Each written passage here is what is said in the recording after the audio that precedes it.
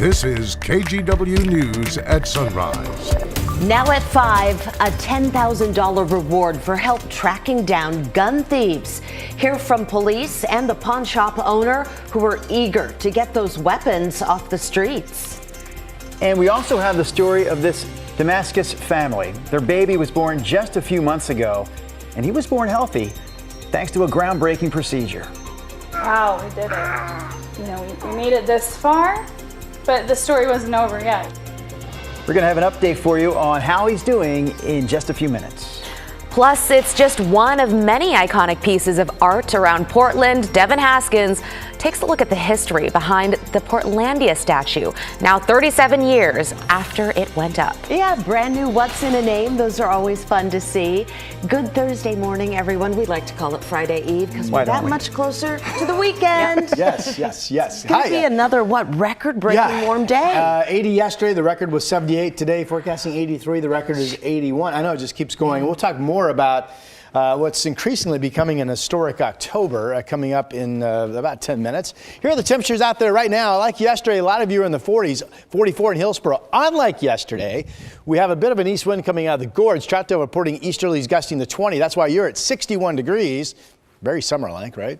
Away from the wind, though, 47 Sheridan, Corvallis, mid-40s, McMinnville, 44. There's Silverton picking up a little bit of an east breeze at 64. I don't, in fact, right now could be the breeziest part of the day for some of you. I don't think east winds really become a factor today in terms of how fast they're blowing overall. Bus stop weather, it's all sunshine here in the city, about 50 out the door, 70 at noon.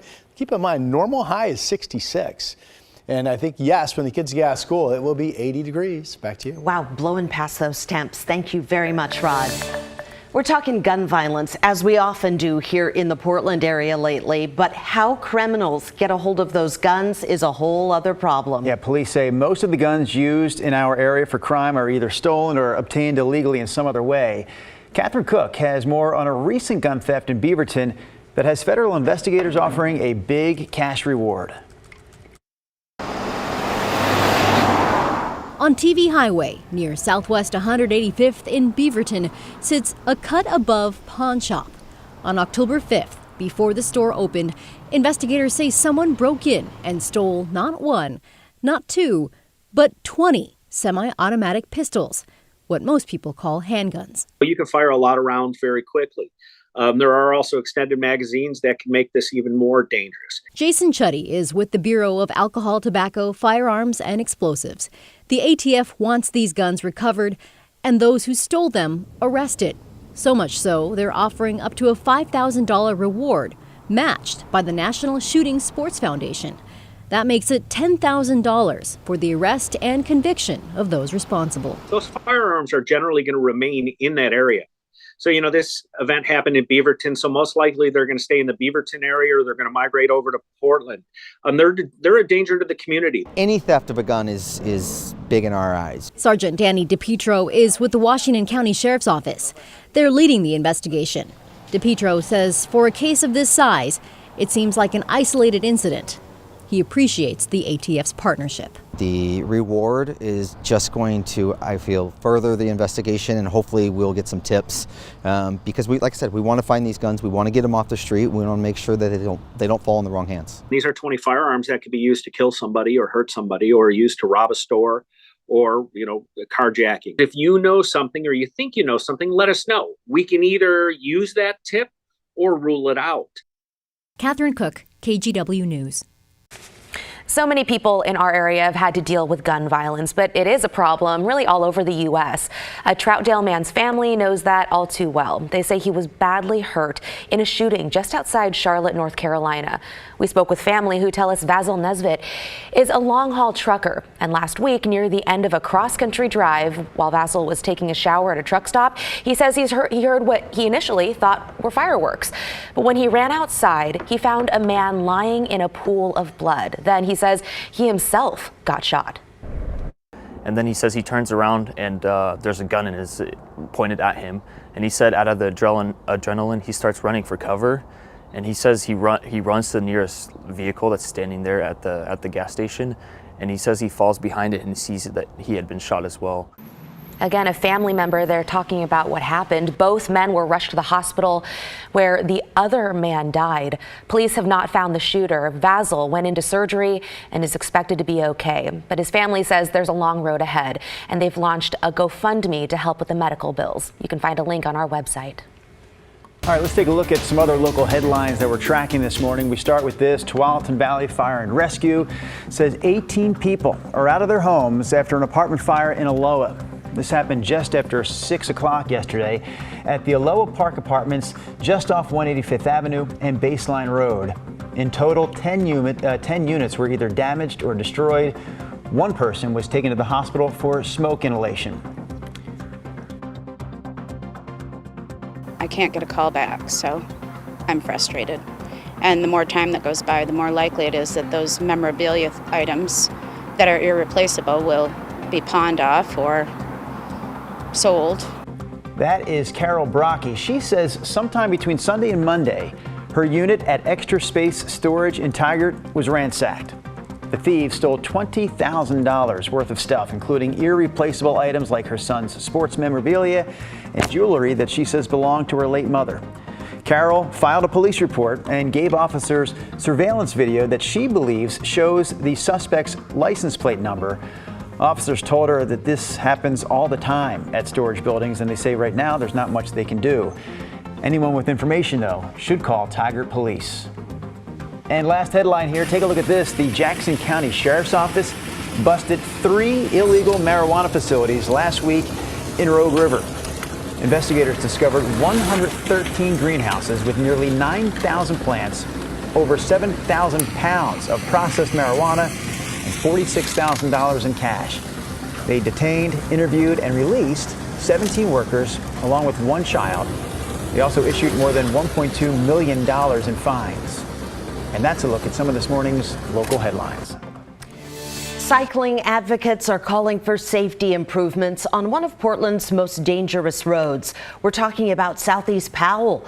It's one of 30 streets with the highest number of crashes. The most recent happened earlier this month. 50-year-old Sarah Pliner, an avid cyclist and well-known chef, was hit and killed by a semi-truck at 26th and Powell. Officials still haven't determined how the crash happened. I think we need support from not just cyclists and not just walkers. We need support from drivers as well. We need people to agree that life shouldn't be wasted on our streets and that choosing to ride a bike shouldn't be a death sentence. Powell Boulevard is actually a state-owned highway controlled by ODOT, not the city. So any changes would take a lot of time and money, or the state would have to transfer the road to Portland. ODOT declined our request for comment this week, but did release a statement acknowledging that changes should be made to make that road safer. Okay, this morning we are going live out to Milburn's Haunted Manor. Ooh. A taste of Halloween in Hubbard this morning. And look at that, we are getting motioned in. What are they zombies? Are those zombies there? They're very inviting people. Yes, exactly. So it's been around for about 18 years now. Jeez. They got tons of attractions and pretty creepy to boot. Manor, pumpkin patch, famous graveside, grill, everything you want. Here's a look at the hours that you could probably go if you'd like. Friday and Saturday, 7 p.m. to 11 p.m. Sundays, 7 p.m. to 10. They're even open on Halloween if you want to make it out there. MilburnManor.com is the website you want to visit. You might see that scary guy if you go. But yeah, lots to see and lots of zombies running around this morning too. So Eric, stay safe. We don't want you to turn into a zombie yourself. They have a lot of space out there, right? Yeah, a lot of times we focus in on the haunts that are close to the city. Right. But out there in Hubbard, they've got some room to operate. So they say it is a pretty big space. I've never heard of this. 18 years, I've never heard of this haunted mansion out there. They totally get into it. Mm-hmm. I was seeing one story that they said, we came up with this on vacation.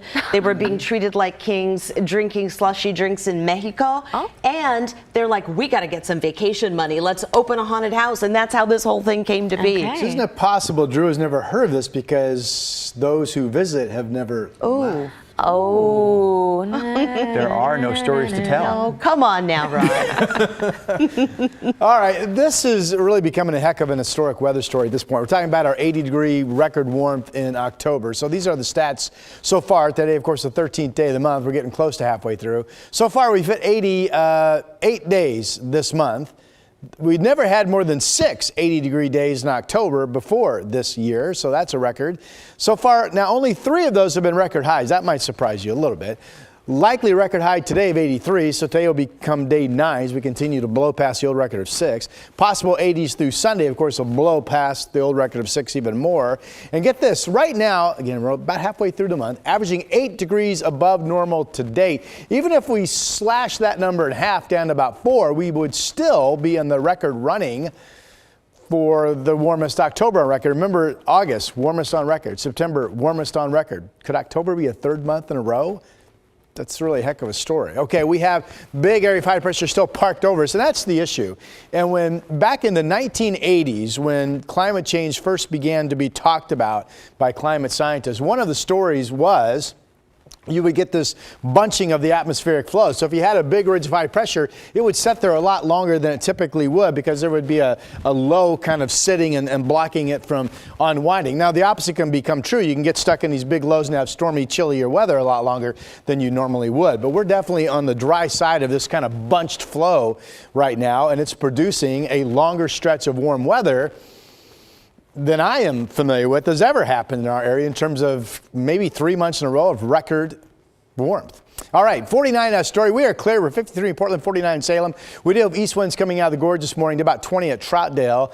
Generally speaking, those east winds might actually fade a little bit during the day, but they're keeping some of you quite warm this morning. Low 80s expected in the valley on average. That showed 82 in McMinnville. We'll go 81 in Longview, 83 in Vancouver, 83 in Portland, 80 tomorrow. Some models go 87 on Saturday.